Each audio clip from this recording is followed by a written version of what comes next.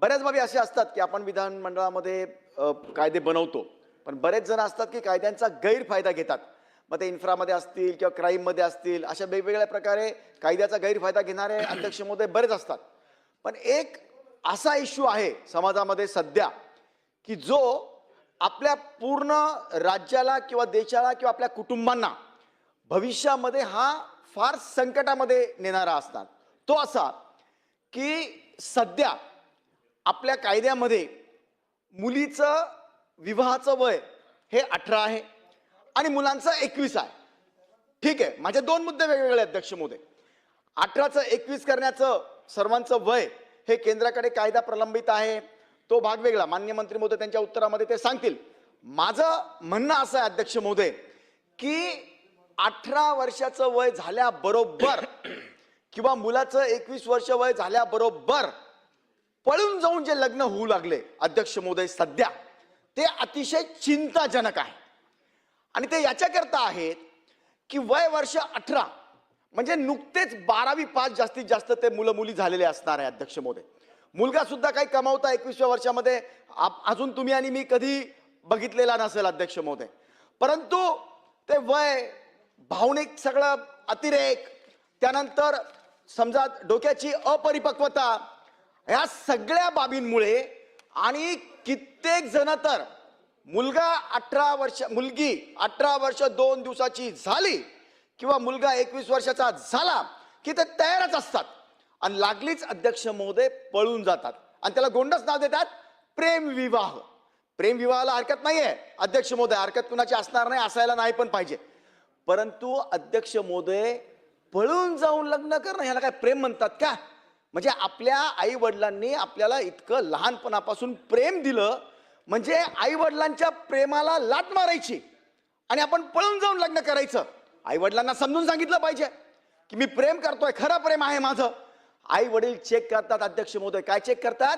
की हा मुलगा बरोबर कमावेल की नाही. मुलगी तर घरातनं जाते, मुलगा तो त्याच्या घरी राहील किंवा आणखीन कुठे राहील अध्यक्ष महोदय.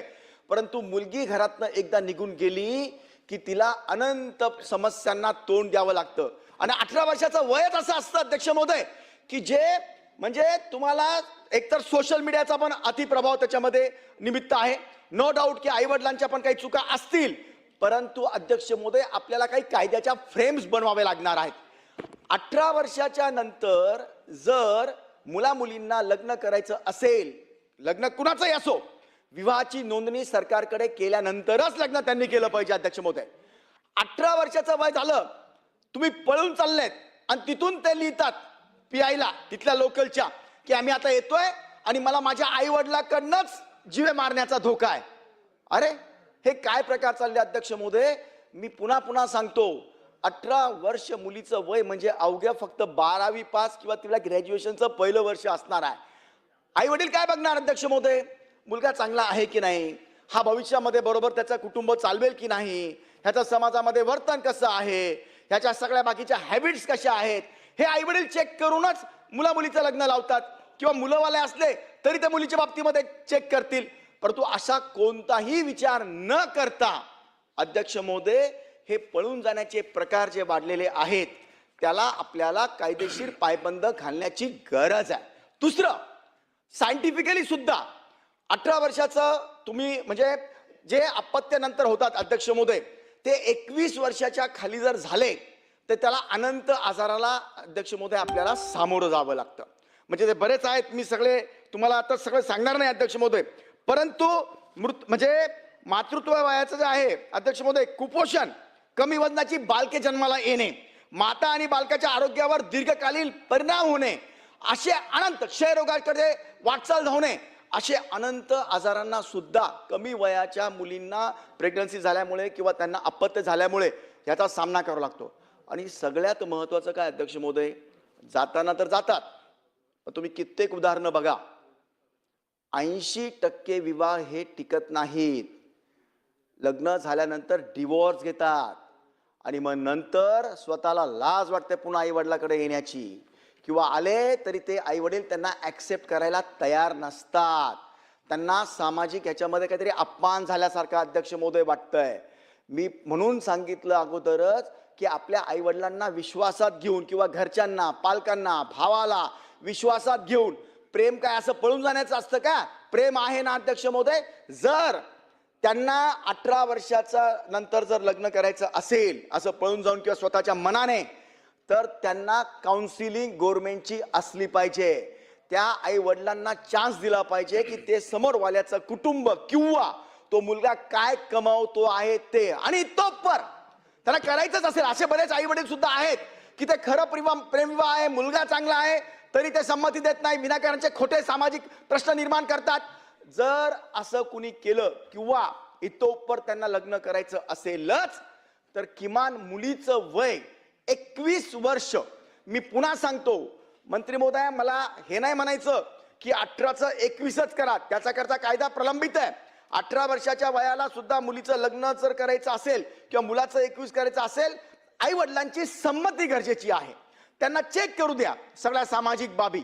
आणि इतोपर समजा आई वडील नाही ऐकत आहे तर 21 वर्षाची मुलगी आणि 24 वर्षाचा मुलगा झाल्यानंतर त्यांनी त्यांच्या मनाप्रमाणे करावं, अशी माझी अध्यक्ष महोदय आपल्याला कळकळीची विनंती आपल्या मार्फत मंत्री महोदयांना.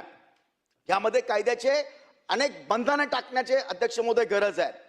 आज समाजामध्ये हे मुलं मुली असे गेल्यामुळे अध्यक्ष महोदय नंतर शासनावर सुद्धा हा लोड येतोय, प्रत्यक्ष अप्रत्यक्ष. कारण नंतर त्यांच्या रोजगारांच्या संध्या बघा, नंतरच्या आरोग्याच्या समस्या बघा, अनंत प्रॉब्लेम ह्या आपल्या शासनाला सुद्धा अध्यक्ष महोदय सहन करावे लागतात. आणि म्हणून माझी विनंती आहे, 2-3 बाबीच्या माझ्या विनंत्या आहेत अध्यक्ष महोदय. नंबर 1, याचं आणखी एक कारण असं आहे की सोशल मीडिया, एक मिनिट राजू बसून बोलू नका अध्यक्ष महोदय, यामध्ये सोशल मीडिया सुद्धा जबाबदार आहे. या निमित्ताने माझी पुन्हा विनंती आहे की 18 वर्षापर्यंत ज्यांना मोबाईल वापरायचा असेल त्यांनी परवानगी घेऊन शिक्षणापुरतं किंवा अशा गोष्टींची त्यांना परवानगी दिली पाहिजे.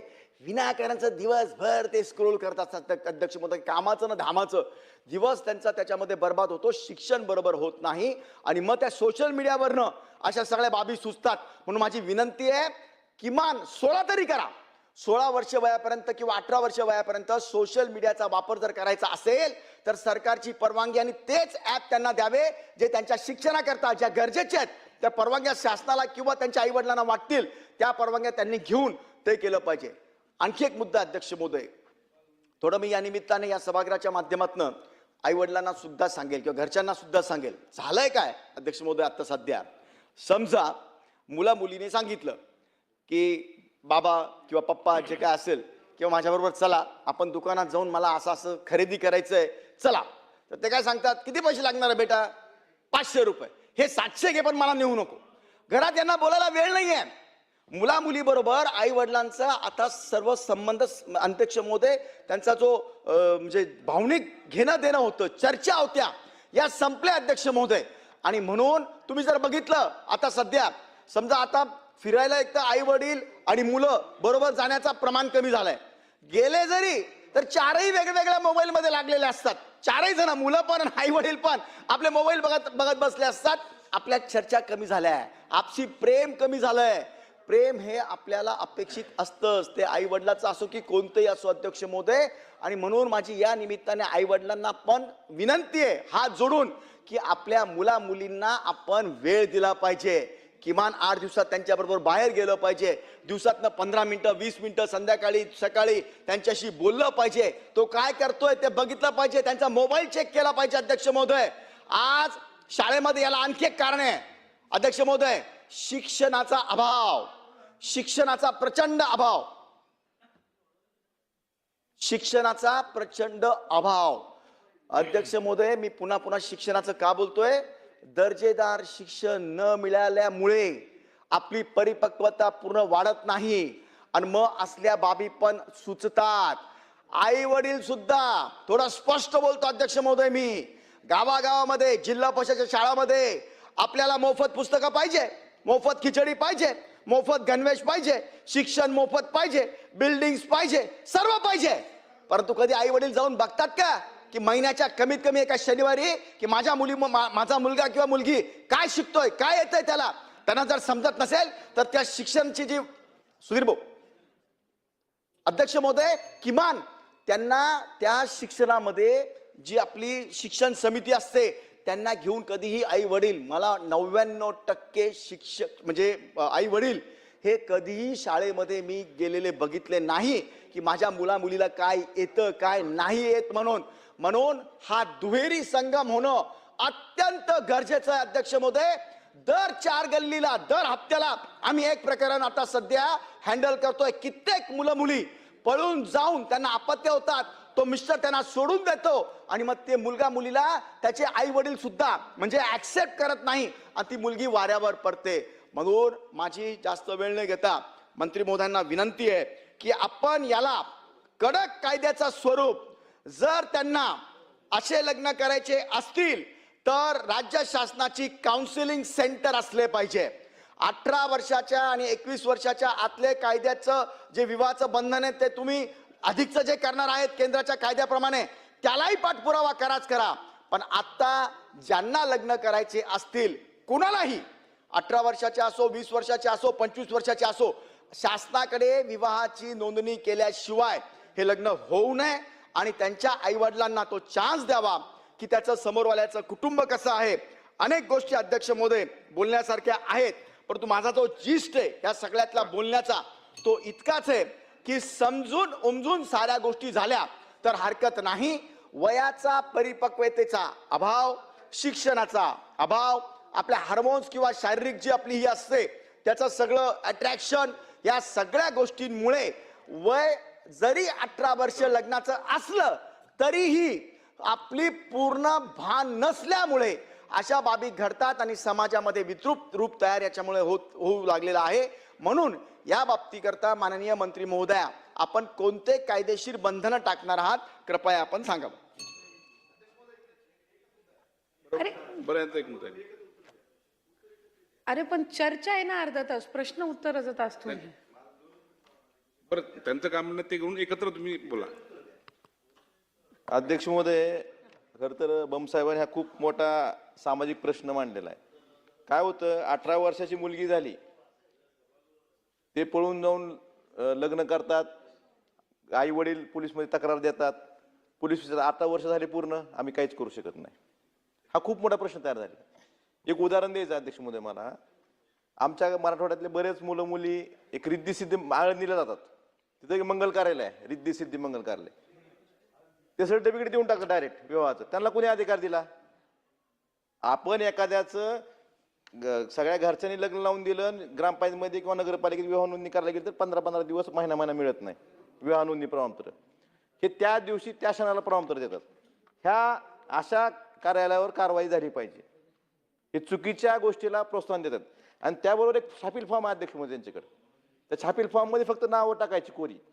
छापील फॉर्म कोणाच्या नावानं आहे? पोलीस निरीक्षक साहेब, त्या पोलीस स्टेशनचं नाव कोरं, प्रेमविवाह आणि घरच्यांच्या त्रासाबाबत.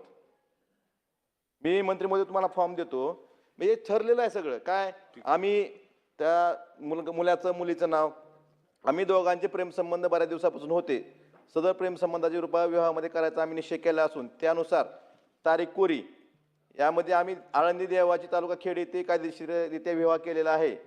सदर विवाहास आमच्या घरच्यांचा विरोध असल्याने त्यांच्यापासून आम्हाला धोका व त्रास होण्याची शक्यता आहे. आम्ही दोघे वयाने सज्ञान असून आमच्या मर्जीने निर्णय घेण्याचा अधिकार आहे. सदर विवाहाबाबत घरच्यांची पोलिसात तक्रार केली असल्यास ती रद्द ठरवण्यास यावी, कारण आम्ही कायदेशीररित्या विवाह केलेला आहे. घरच्यांच्या लोकांपासून आम्हाला संरक्षण द्यावे, त्रास होतोय. हे त्यांच्याकडे छापील फॉर्म आहे. हे जे प्रकार आहेत ना असले मंगल कार्यालयाचे किंवा जे असे प्रमाणपत्र देतात, ह्याला अधिकार आहे का? विवाह नोंदणी निबंधक आहेत का? अशा लोकांना पायबंद कायद्याने घालणं गरजेचं आहे, एवढंच मला सांगायचंय. आणि या प्रथा थांबवल्या पाहिजेत. सन्माननीय मंत्री महोदय.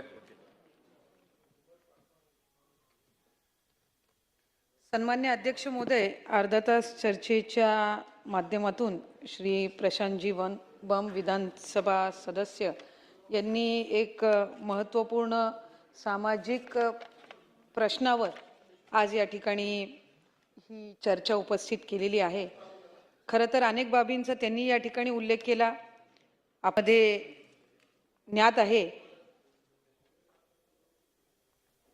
की मुलींचे लग्नाचे वय 18 वर्ष, मुलांचे 21 वर्ष. सध्या भारतात विवाहासाठीचे वय हे बालविवाह प्रतिबंधक कायदा 2006 PCMA या कायद्यानुसार मुलीचे किमान 18 वर्ष आणि मुलाचे 21 वर्ष हे बंधनकारक आहे आणि यापेक्षा कमी वयात असलेले विवाह हे बालविवाह म्हणून मानले जात असतात आणि तो कायद्याने सुद्धा गुन्हा ठरतो. पण त्याचबरोबर विशेष विवाह कायदा 1954 आणि वैयक्तिक कायदे पर्सनल लॉज बहुतांश सर्वच कायद्यांमध्ये हीच वयोमर्यादा ही त्या ठिकाणी ग्राह्य धरण्यात आलेली आहे. पण भारतीय संज्ञानता कायदा 1875 इंडियन मेजॉरिटी ॲक्टनुसार वयाचे 18 वर्ष पूर्ण झालेली कोणतीही व्यक्ती ही कायद्याच्या दृष्टीने सज्ञान म्हणजे अडल्ट ही मानली जाते. सज्ञान झालेल्या व्यक्तीला मतदानाचा अधिकार असतो, व्यावसायिक करार करण्याचा अधिकार असतो, स्वतःचे निर्णय घेण्याचा पूर्ण स्वातंत्र्य हा कायदा हे त्या संबंधित व्यक्तीला ज्यांनी 18 वय पूर्ण केलेलं आहे किंवा 21 वय ज्या मुलांनी पूर्ण केलेलं आहे त्यांना त्यानिमित्ताने मिळत असतो.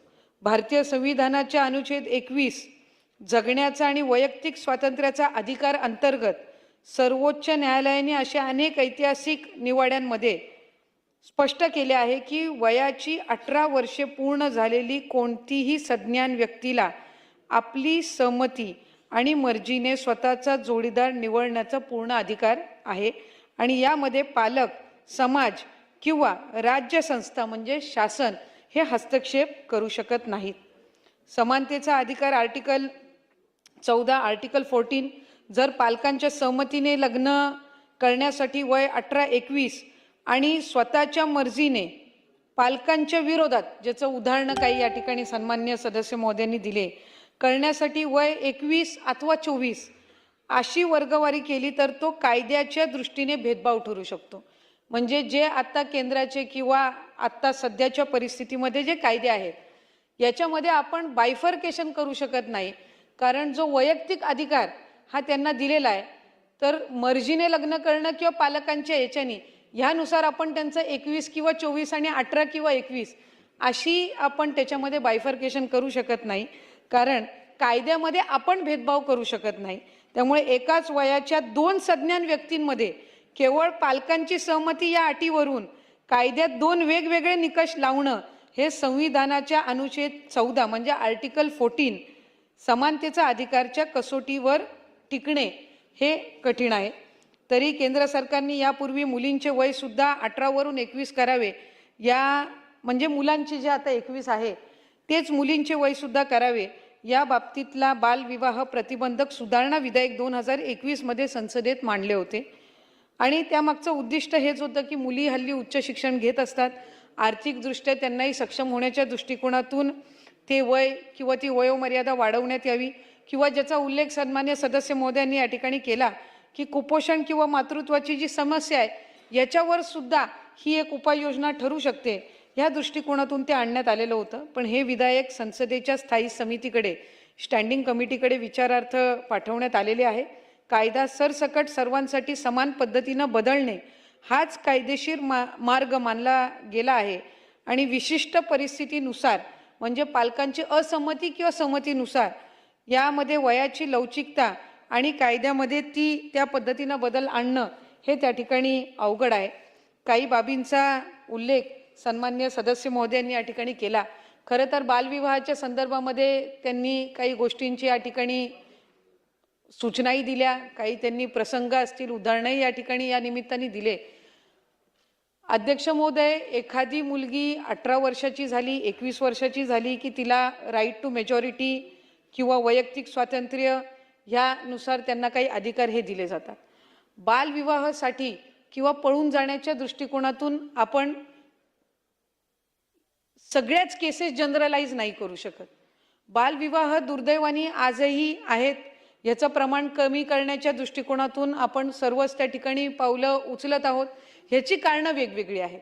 आता सन्मान्य सदस्य महोदय ज्या विभागातून येतात, मराठवाडा आणि या भागामध्ये तर मायग्रेशन मोठ्या प्रमाणामध्ये असतं आणि मायग्रेशनच्या कालावधीमध्ये अधिक आई वडीलच दुर्दैवाने मुलींचं बालविवाह, कारण त्यांचा तो मायग्रेशनचा हे असतो, अनेकदा त्या वयात आलेल्या मुलीला आपण कुठे सोबत घेऊन मायग्रेशनच्या कालावधीमध्ये फिरणार, दुसरेही सदस्य ज्यांनी इथे उपस्थित केला त्यांच्याही इथं ही साधारणपणे ती समस्या आहे. आणि अशा वेळेला तिथं दुर्दैवाने बालविवाह केले जातात. अशा अनेक बालविवाह हे शासनाच्या कारवाईतून आपण रोखले सुद्धा आहेत. आणि त्यामुळे बालविवाहाच्या संदर्भातले वेगवेगळी कारणं ही त्या निमित्ताने आहेत. याच्यामध्ये समुपदेशन असेल, कडक कारवाई असेल. मधल्या कालावधीमध्ये तर आम्ही त्या संदर्भातली एक उपाययोजना म्हणून जिथं जिथं बालविवाह होतील आणि शासनाच्या निदर्शनास किंवा तिथल्या पोलीस यंत्रणेच्या निदर्शनास येतील, विभागाच्या निदर्शनास येतील, तिथे त्या मुली, जर ती मुलगी 18 वयोगटाच्या कमी असेल, मुलगा 21 वयोगटाच्या कमी असेल, तर त्या पालकांवर गुन्हा दाखल करण्याच्या दृष्टिकोनातून सुद्धा त्या ठिकाणी पावलं उचलली गेलेली आहेत. फक्त पालकांवर नाही तर त्यांचं लग्न लावून देणारे भटजी असतील, तिथले वाजंत्री असतील, त्या बालविवाहामध्ये सहभागी होणारे ग्रामस्थ किंवा तिथले कोण लोकप्रतिनिधी असतील, ह्यांच्यावर सुद्धा गुन्हा दाखल करण्याच्या दृष्टिकोनातून पावलं उचलली गेलेली आहेत. मला आवर्जून या निमित्ताने सन्मान्य सदस्य महोदय आणि सभागृहाला सुद्धा अवगत करायचं आहे की साधारणपणे 2017-18ची जर आपण आकडेवारी काढली तर बालविवाह किती रोखले गेले तर ह्याचं प्रमाण साधारणपणे 500-600 पर्यंत असायचं. 2023-24ची जर आपण आकडेवारी काढली तर वर्षाला 1400 पेक्षा अधिक बालविवाह हे थांबवली गेलेली आहेत. थांबवली गेले आहेत याचा अर्थ असा, पूर्वीही दुर्दैवाने बालविवाह व्हायची, आत्ताही त्याच्यामध्ये बालविवाह होत असतात, पण थांबवण्याचं प्रमाण वाढलं. याचा अर्थ असा की जनजागृती त्या संदर्भातली वाढली आहे. ज्यांचा बालविवाह होतोय त्यांच्या ह्याच्यातलं कोण ना कोणतरी शासनाच्या संपर्कात येतंय आणि म्हणून ते विवाह जाऊन आपण रोखू शकतोय. याचा अर्थ असा की आधीच्या तुलनेमध्ये बालविवाह रोखण्याचं प्रमाण सुद्धा हे शासनाच्या वतीने वाढलेलं आहे. आम्ही त्याच्यामध्येही काही उपाययोजना करतोय. जिथं मायग्रेशनचं प्रमाण आहे तिथल्या पालकांमध्ये जनजागृती करून तिथं बाल संगोपन केंद्र आहेत, बालगृह आहेत. मायग्रेशनच्या 4-5 महिन्याच्या कालावधीमध्ये तिचा बालविवाह करण्यापेक्षा तिला जर बालगृह तिथं बालसंगोपन केंद्रामध्ये जर आपण ठेवलं तर तिला त्या कालावधीमध्ये एक सुरक्षित शेल्टरमध्ये आणि सर्व जिथं सुविधा आहेत त्याच्यामध्ये ठेवण्यात येईल, जेणेकरून त्यांना मायग्रेशन करतायत आणि मग मुलीला, वयात आलेल्या मुलीला सोबत घेऊन जाण्यापेक्षा काही कटू अनुभव त्यांच्या आईवडिलांचे सुद्धा पूर्वीचे असतात, त्या दृष्टिकोनातून सुद्धा आपण ह्या काही सुविधा ज्या आहेत ते त्यांना त्या पद्धतीनं आपण उपलब्ध करून देतोय. एक वस्तुस्थिती खरी आहे ज्याचा उल्लेख सुद्धा सन्मान्य सदस्य महोदयांनी या ठिकाणी केला की शहरामध्ये, अर्बन एरियाजमध्ये, सेमी अर्बन एरियाजमध्ये दोन्हीही आईवडील वर्किंग पेरेंट्स असल्यामुळे त्यांचं मुलांसोबतचं जो काही संपर्क असेल तो कदाचित कमी होत असेल, त्यांच्यातला संवाद कमी होत असेल आणि त्या संदर्भामध्ये त्यांनी ज्या काही या ठिकाणी सूचना मांडलेल्या आहेत, खरं तर त्याच्यामध्ये सुद्धा आम्ही जे बाल धोरण तयार करत आहोत यामध्ये सोशल मीडियाचा त्या विशिष्ट वयोगटाचा वापर असेल, स्क्रीन टाईमचा वापर असेल, जसं काही इतर देशांनी ह्या संदर्भामध्ये काही निर्बंध आणलेले आहेत त्या पद्धतीनं आपण काही याच्यामध्ये आणू शकतो का. त्यांच्या सायकोलॉजिकल हेल्थ, त्यांची मानसिक स्वास्थ्य हे पुढच्या कालावधीमध्ये टिकून राहण्याच्या दृष्टिकोनातून किंवा अनेकदा सोशल मीडियाच्या वापरामधून त्यांना काही फिजिकल एलिमेंटसुद्धा होत असतात, डोळ्यांवर सुद्धा दुष्परिणाम होत असतो, त्या दृष्टिकोनातून काही आणता येऊ शकतील का. तर या संदर्भामध्ये सुद्धा त्या धोरणामध्ये हा साधारणपणे विचार राहील. त्यांनी अनेक गोष्टींवर या ठिकाणी सभागृहाचं या चर्चेच्या माध्यमातून लक्ष वेधून घेतलं. आईवडिलांनी काय संगोपन द्यावं, काय संस्कार द्यावे, हा कुठं ना कुठं तरी त्या आईवडिलांच्या दृष्टिकोनातून सुद्धा महत्त्वपूर्ण भाग आहे. मुलांनी किती संस्कार घ्यावे दिलेले हाही त्याच्यातला एक महत्त्वपूर्ण बाब आहे. त्याच्यामुळे आपण एखादा प्रसंग असा झाला की मुलगी पळून गेलेली आहे किंवा मुलगा पळून गेलेला आहे म्हणून सगळ्यांनाच आपण त्या कॅटेगरीमध्ये धरावं आणि त्याच पद्धतीनं त्यांच्या कुठंतरी त्या वयोगटामध्ये ज्याला मेजॉरिटी म्हणून किंवा ज्यांना नागरिक म्हणून, वयात आलेल्या नागरिक म्हणून 18 वर्षाचे, 21 वर्षाचे पूर्ण झाल्यानंतर जे अधिकार दिलेले आहेत त्याच्यापासून आपण त्यांना वंचित ठेवू नये. आणि ह्या काही केसेस होतात म्हणून आपण सगळ्याच त्या वयोगटातल्यांना त्या कॅटेगरीमध्ये धरणं हे सुद्धा कुठे ना कुठेतरी चुकीचं आहे. पण तरीसुद्धा आपण जे काही सूचना या निमित्ताने दिलेल्या आहेत त्याच्यामध्ये काउन्सिलिंग असेल आणि मॅरेज रजिस्ट्रेशन करत असताना तिथे जे काही रजिस्टर असतील त्यांच्या माध्यमातून ह्या संदर्भातली काही फेरतपासणी करून काही काउन्सिलिंग करता येईल का, तर त्या संदर्भामध्ये सुद्धा निश्चितपणाने आम्ही विधी व न्याय विभागासोबत त्याचा समन्वय साधून ह्याच्यामध्ये असे काही प्रसंग जे आहेत ज्याचा उल्लेख आपण केला त्याला आळा आणण्यासाठी काय करता येईल ह्या दृष्टिकोनातून विभागाकडून पावलं ही त्या ठिकाणी उचलली जातील. आणि साधारणपणे ह्याच्यामध्ये केंद्राचा कायदा असल्यामुळे यदाकदाचित पुढच्या कालावधीमध्ये ज्या वेळेला केंद्राच्या वतीने असे कायदे आणतात त्यावेळेला राज्यांचे सुद्धा ओपिनियन्स हे त्याच्यावर घेतले जातात. ज्या वेळेला आपल्या राज्याकडून त्या संदर्भातलं मत किंवा ओपिनियन मांडलं जाईल त्यावेळेला ह्या दृष्टिकोनातून सुद्धा काही विचार काही त्याच्यामध्ये कायद्याच्या तरतुदी या आणाव्या ह्या दृष्टिकोनातून विभाग आणि शासनाच्या वतीने प्रस्तावित करण्यात येईल.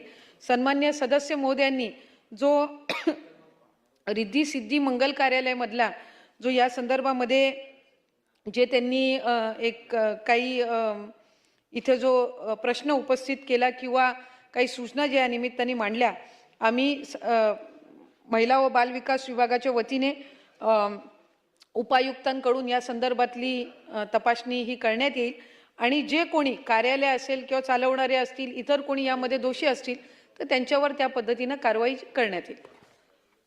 काय म्हणणं अध्यक्ष महोदय, काही गोष्टी हो जे आदरणीय